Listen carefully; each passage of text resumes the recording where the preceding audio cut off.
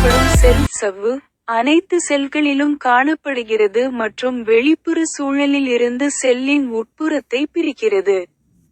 உயிரணு சவ்வு அரை ஊடுருவக்கூடிய லிப்பிட் பைலேயரை கொண்டுள்ளது.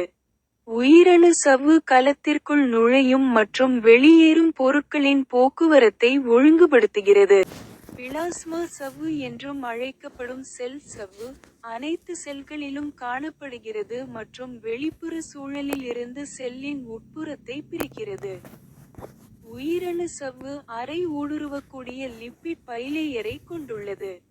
உயிரணு சவ்வு கலத்திற்குள் நுழையும் மற்றும் வெளியேறும் பொருட்களின் போக்குவரத்தை ஒழுங்குபடுத்துகிறது. செல் பிரிவு என்பது இரண்டு மகள் செல்களை உருவாக்கும் செயல்முறையாக வரையறுக்கப்படுகிறது, ஒவ்வொன்றும் பெற்றோர் செல்லின் அதே எண்ணிக்கையிலான குரோமோசோம்களை கொண்டுள்ளது. குரோமோசோம்கள் முதலில் நகலெடுக்கப்படுகின்றன, பின்னர் செல் பிரிக்கப்படுகிறது.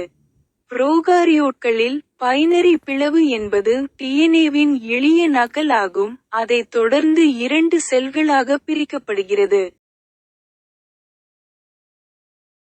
லைக் பண்ணுங்க, ஷேர் பண்ணுங்க, மறக்காம சப்ஸ்கிரைப் பண்ணிடுங்க.